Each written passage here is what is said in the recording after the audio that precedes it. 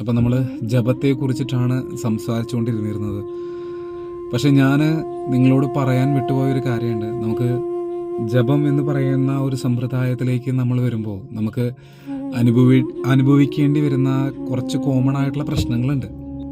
ഉറക്കം വരിക, ജപിച്ചുകൊണ്ടിരിക്കുന്ന സമയത്ത് നമുക്ക് പെട്ടെന്ന് ഉറക്കം വരാനുള്ള സാധ്യതയുണ്ട്.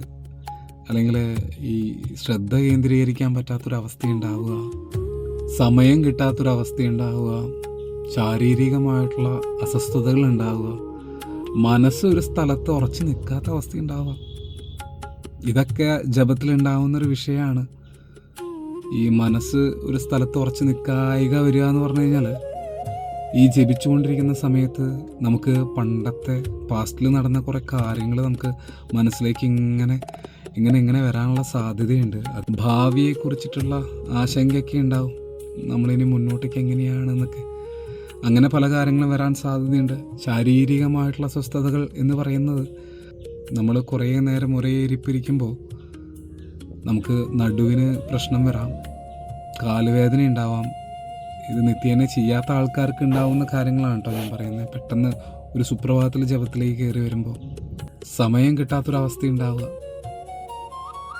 ഇത്തരം കാര്യങ്ങളൊക്കെ ജപത്തിൽ ഉണ്ടാവുന്ന കോമണായിട്ട് നമ്മൾ ഫേസ് ചെയ്യേണ്ടി വരുന്ന പ്രശ്നങ്ങളാണ്. അതൊരാൾക്ക് മാത്രമല്ല കേട്ടോ, എല്ലാവർക്കും. ഞാൻ ജപിച്ചു തുടങ്ങിയ സമയത്ത് ഞാനും ഫേസ് ചെയ്ത പ്രശ്നങ്ങളാണിത്. അതുകൊണ്ടാണ് എനിക്ക് നിങ്ങളോടിത് പറയാൻ സാധിക്കുന്നത്.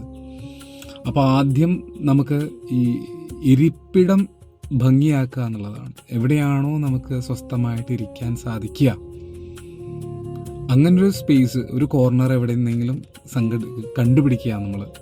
അത് നിങ്ങൾ നിത്യേന ഇരിക്കുന്ന സ്ഥലമായാലും മതി. പക്ഷേ കുറച്ച് പീസ്ഫുള്ളായിട്ട് നല്ല ചന്ദനത്തിരിയൊക്കെ കത്തിച്ച് വെച്ച്, ഒരു ദീപമൊക്കെ കത്തിച്ച് വെച്ച്, അങ്ങനെ അവിടെ വളരെ ഭംഗിയായിട്ടൊരു മെഡിറ്റേറ്റീവ് മൂഡിൽ ഒരു സ്ഥലം നമ്മൾ നമ്മുടെ വീട്ടിലോ നമ്മുടെ പരിസരത്തോ കണ്ടെത്തുക എന്നുള്ളതാണ്.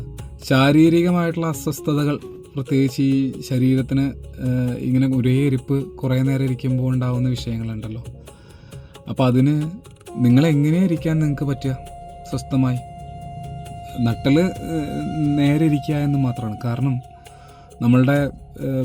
നമ്മളിങ്ങനെ ജപിച്ചുകൊണ്ടിരിക്കുന്ന സമയത്ത് നമ്മുടെ നട്ടൽ നേരെയായാൽ മാത്രമാണ് നമ്മളുടെ ശരീരത്തിൽ എനർജി ഫ്ലോ ഉണ്ടാവുള്ളൂ. താഴത്തുനിന്ന് മുകളിലേക്കുള്ള എനർജി ഫ്ലോ ഒക്കെ ഉണ്ടാവണമെന്നുണ്ടെങ്കിൽ നമ്മുടെ നട്ടൽ നേരെ ഇരിക്കണം. അപ്പോൾ അങ്ങനെ നേരെ ഇരിക്കാൻ പറ്റുക. അതിപ്പോൾ നിങ്ങൾക്ക് ചമ്മടം പടിഞ്ഞിരിക്കാൻ സാധിക്കില്ല എന്നുണ്ടെങ്കിൽ നിങ്ങൾക്ക് കസേരയിലിരിക്കാം. നട്ടൽ നേരെ ആവണമെന്ന് മാത്രമേ ഉള്ളൂ. കോൺസെൻട്രേഷൻ ഉണ്ടാവാൻ വേണ്ടിയിട്ട് നമുക്ക് നമ്മൾ ചൊല്ലുന്ന മന്ത്രത്തിൻ്റെ അർത്ഥം മനസ്സിലാക്കുക എന്നുള്ളതാണ്. അത് അർത്ഥം മനസ്സിലാക്കിയിട്ട് നമ്മൾ ആ ദേവനെ വിളിക്കുക.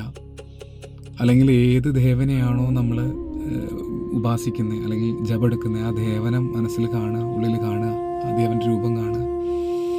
അതില്ല എന്നുണ്ടെങ്കിൽ നമുക്ക് ഈ ജപമാല കിട്ടും.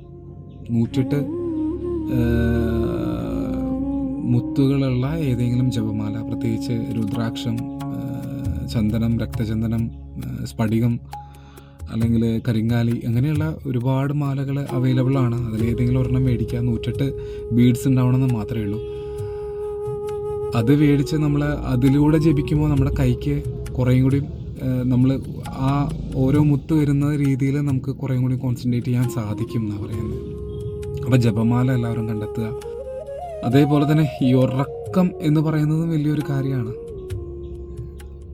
പരമാവധി നിങ്ങൾ ഈ ജപത്തിന് മുമ്പായിട്ട് നിങ്ങൾക്ക് ചെയ്യാൻ പറ്റാവുന്ന പ്രാണായാമം ചെയ്യുക എന്നുള്ളതാണ്. പ്രാണായാമം ചെയ്യുമ്പോൾ കുറേയും കൂടി നമ്മൾ ആ ശ്വാസത്തിലേക്ക് നമ്മളുടെ ശ്രദ്ധ കേന്ദ്രീകരിക്കാൻ സാധിക്കും. അങ്ങനെ നമ്മൾ കുറേയും കൂടി ഫോക്കസ്ഡ് ആവും. അപ്പോൾ ഇത്തരം കാര്യങ്ങളൊക്കെ നിങ്ങൾ ചെയ്തോളൂ.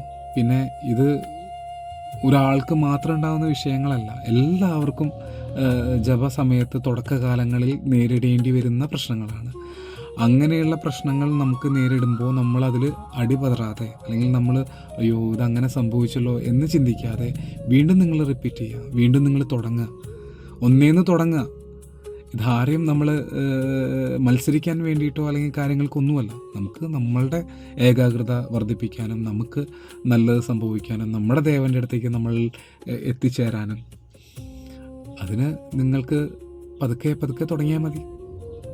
പതുക്കെ പതുക്കെ തുടങ്ങി അത് നല്ല ലക്ഷ്യങ്ങളിലേക്ക് എത്തും, നല്ലൊരവസ്ഥയിലേക്ക് എത്തും. അപ്പോൾ എല്ലാവരും ഈ കാര്യങ്ങളൊക്കെ ഒന്ന് ശ്രദ്ധിക്കുക. ഇനി അടുത്തൊരു കാര്യമായിട്ട് നമുക്ക് നാളെ കാണാം.